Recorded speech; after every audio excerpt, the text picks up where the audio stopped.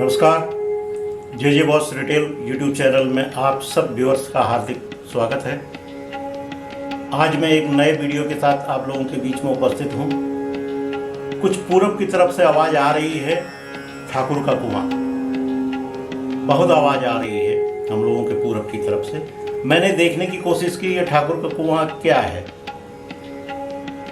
तो इसी खोज में मैं थोड़ा सा अतीत में चला गया, अपने बचपन में चला गया।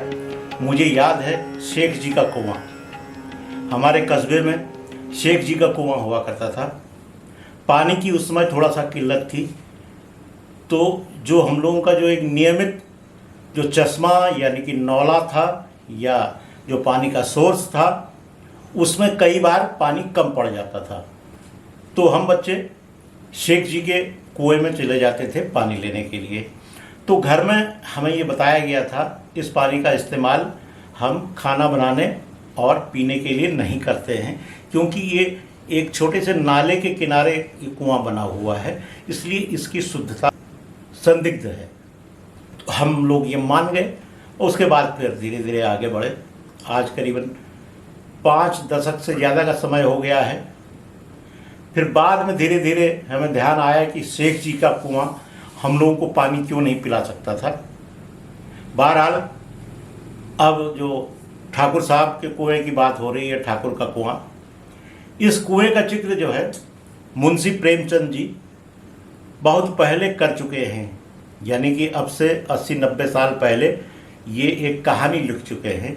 मुंशी प्रेमचंद जी ने जो कहानी लिखी थी ठाकुर का कुआं, उसमें जोखू नाम का जो उसका पात्र है वो जो है दलित जाति से था। जोखू ने लोटा मुंह से लगाया तो पानी में सख्त बदबू आई। ये प्रेमचंद जी की कहानी का पानी है, एक रूपांतर है। पिया नहीं जाता, ये स्कूलों में पढ़ाया जाता है। जा रहा है और तू सड़ा पानी पिलाए देती है। गंगू प्रतिदिन शाम पानी भरकर लाया करती थी। कुआं दूर था, बार बार जाना मुश्किल था। कल वो पानी लाई तो उसमें बू बिल्कुल न थी। आज पानी में बदबू कैसी? लोटा नाक से लगाया तो सचमुच बदबू थी। जरूर कोई जानवर कुएं में गिरकर मर गया होगा, मगर दूसरा पानी आवे कहां से? ठाकुर के कुएं पर कौन चढ़ने देगा? दूर से लोग डांट बताएंगे, साहू का कुआं गांव के उस सिरे पर है, परंतु वहां भी कौन पानी भरने देगा? कोई तीसरा कुआं गांव में है नहीं। जोखू कई दिन से बीमार है। कुछ देर तक तो प्यास रोके चुप पड़ा रहा, फिर बोला, अरे अब तो मारे प्यास के रहा नहीं जाता। ला थोड़ा पानी नाक बंद करके पी लूं। ला। ये प्रेमचंद जी की कहानी है, इसे आप देख सकते हैं, सोशल मीडिया में ये मौजूद है। व्यूअर्स, आप सोच रहे होंगे ये शेख जी का कुआं, ये ठाकुर साहब का कुआं, इसके बाद तो गंगा जमुना में बहुत पानी बह चुका है, मिलियंस ऑफ क्यूसेक पानी बह चुका है। और इधर जो घाघरा है, नेपाल की तरफ से आने वाली नदी घाघरा, सरयू जिसे हम लोग कहते हैं, वो, और जो बिहार का अभिशाप है कोसी, उस नदी ने तो कितने तांडव कर डाले हैं, कितने कितने कुओं की जमीन उसने साफ कर दी है।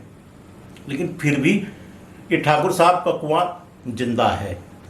जिंदा है इसलिए कि हाल में कवि ओम प्रकाश वाल्मीकि की कविता आरजेडी के जो सदस्य हैं राज्यसभा में, प्रोफेसर मनोज झा, उन्होंने पढ़ी थी। पढ़ने का उनका आशय जो भी रहा हो, उनके स्पष्टीकरण अब जो आ रहे हैं उनका कुछ भी मायना हो, लेकिन एक संदेश जो जाना था वो जा चुका। लोगों ने उसका एक जो नैरेटिव बनाना था बना दिया है। ये देखिए ठाकुर वर्सेस ब्राह्मण का ये मुद्दा। अब मैं आपको सुनाने जा रहा हूँ ओम प्रकाश वाल्मीकि जी इस कविता को कैसे पढ़ते हैं। चूल्हा मिट्टी का, मिट्टी तालाब की, तालाब ठाकुर का। चूल्हा मिट्टी का, मिट्टी तालाब की, तालाब ठाकुर का। भूख रोटी की, रोटी बाजरे की, बाजरा खेत का, खेत ठाकुर।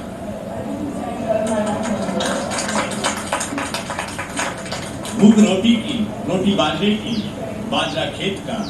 फल की बूंद पर हथेली अपनी, फसल ठाकुर की, कुआं ठाकुर का, पानी ठाकुर का, खेत खलियान ठाकुर के, गली मोहल्ले ठाकुर के, फिर अपना क्या, गांव शहर देश, फिर अपना क्या, गांव शहर देश। अब आपको मैं सीधे प्रोफेसर मनोज झा का वो वक्तव्य, राज्यसभा वाला वक्तव्य दिखाने जा रहा हूं। उन्होंने क्या कहा, सुनिए। और मैं आखिरी में एक बात कह के खत्म करूंगा कि गले मिलकर गला दबाने की कोशिश न होना चाहिए। पर एक मिनट, एक कविता लेके आया था, उसके पहले गले मिलकर गला ना दबाइए, और ये कविता पढ़ के खत्म करूंगा और जय हिंद बोलूंगा। ये ओम प्रकाश वाल्मीकि जी का है। इसमें जो प्रतीक है वो किसी जाति विशेष के लिए नहीं है, क्योंकि हम सब के अंदर एक ठाकुर है जो न्यायालयों में बैठा हुआ है, विश्वविद्यालयों में बैठा हुआ है, संसद की दहलीज को वो चेक करता है। तो कविता कुछ यूं है, चूल्हा मिट्टी का, मिट्टी तालाब की, तालाब ठाकुर का, भूख रोटी की, रोटी बाजरे की, बाजार खेत का, खेत ठाकुर का, बैल ठाकुर का, हल ठाकुर का, हल की मूठ पर हथेली अपनी, फसल ठाकुर की, कुआं ठाकुर का, पानी ठाकुर का, खेत खलिहान ठाकुर के, गली मोहल्ले ठाकुर के, फिर अपना क्या, गांव देश शहर। और मैं फिर से क्लैरिफाई करता हूँ, वो ठाकुर मैं भी हूँ, वो ठाकुर संसद में है, वो ठाकुर विश्वविद्यालयों में है, वो ठाकुर विधायिका को कंट्रोल करता है। इस ठाकुर को मारो जो हमारे अंदर है। जय हिंद मैम, जय हिंद। अब सुनिए ये क्या कह रहे हैं, बिहार के राजनेता हैं।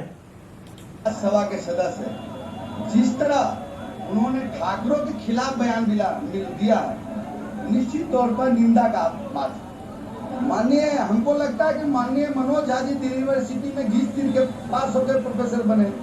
ठाकुरों को गाली मत दो मनोज झा जी, मैं चेतावनी देता हूँ। ठाकुर हो आग है, अगर आग लगेगा तो कोई दमकल भी बुझाने वाला पानी नहीं मिलेगा।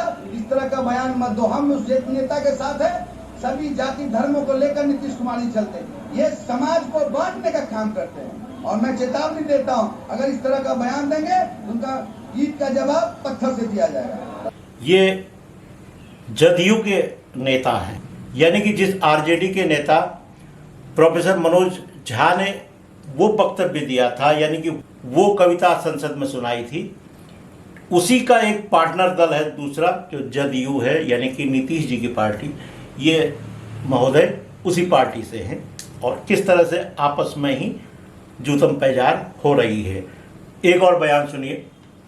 है संदर्भ है महिला बिल का, और आप ले आते हैं ठाकुर को प्रबुद्ध पागल, ही ऐसी बातें कर सकते। हम किसी को समर्थन देते हैं तो राजनीति में समर्थन लेते हैं। बोलने के पहले पतलून गीली हो जाती है आनंद मोहन, अगर वहां बैठे राग से जीप खींच करके आसन पर उठा। ये कह रहे हैं आनंद मोहन, मैं अगर राज्यसभा में होता तो जीप खींच करके आसन की तरफ फेंक देता, यानी कि कितनी कटुता है। व्यूअर्स, बिहार में ठाकुर शब्द का इस्तेमाल कौन करता है? क्या राजपूत करते हैं? मेरी जानकारी में तो बहुत कम करते हैं। बिहार की तरफ तो राजपूत को बाबू साहब कहा जाता है, पहली चीज़। दूसरा, वो सिंह लिखते हैं। ठाकुर मैथिली ब्राह्मण भी लगाते हैं। एक गायिका है मैथिली ठाकुर, जो शोले में ठाकुर थे, जिनके लिए गब्बर सिंह कहते हैं कि 2 हाथ मुझे दे दो ठाकुर। अब ये ठाकुर बिहार में राजपूत कैसे हो गए, अब बहुत ज़्यादा समझ में नहीं आ रहा है।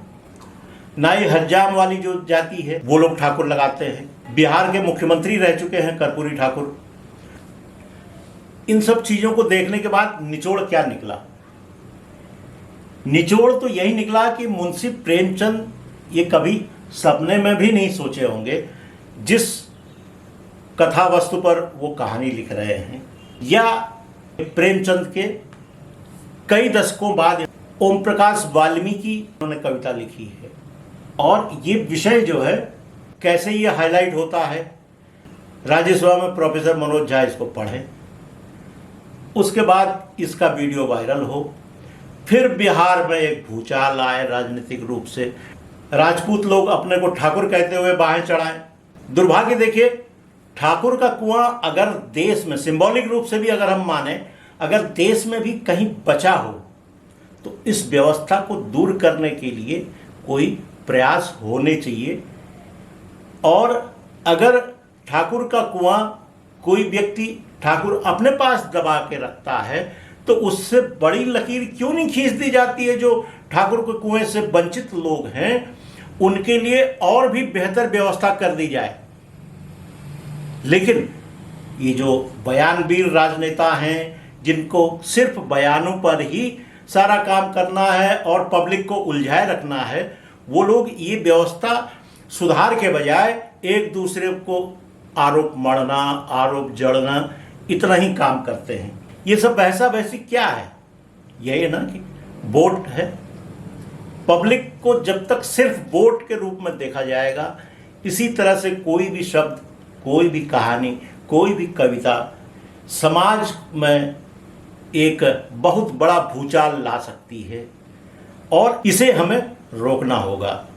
आम जनता को भी सोचना होगा कि ये राजनेता जो ये छूट दे देते हैं, इतनी बिजली की छूट, इतना पानी छूट और कर्जा माफ कर देंगे, ये सब कहाँ से, क्या अपने घर से दे रहे हैं? नहीं ना। पब्लिक जब तक खुद को वोट बैंक से बाहर नहीं निकालेगी, परिस्थितियां वहीं पर रहनी है। और पब्लिक को ये सोचना भी होगा, राजनेता का जो बहुत अच्छा भाषण हमें लगता है, जिस पर हम लोग ताली बजाते हैं, क्या वो हमारे पीठ में कहीं छुरा तो नहीं है? आप इस पर मंथन करते रहिए। इधर वीडियो को ख़त्म करने का समय आ रहा है। अगर आपको ये बहस, ये चर्चा, संसद में नेतार्थ की जो ये टिप्पणी है, अगर आपको अच्छी लग रही हो, अगर आपको लग रहा हो कि इससे कुछ नॉलेज मिल रही है, कुछ तर्क हमारे बढ़ रहे हैं, तो कृपया इसे लाइक करें, शेयर करें। और जिन भी व्यूअर्स ने अब तक जे बॉस रिटेल यूट्यूब चैनल को सब्सक्राइब नहीं किया है, कृपया सब्सक्राइब कर लें। फिर होगी मुलाकात। नमस्कार, बहुत बहुत धन्यवाद।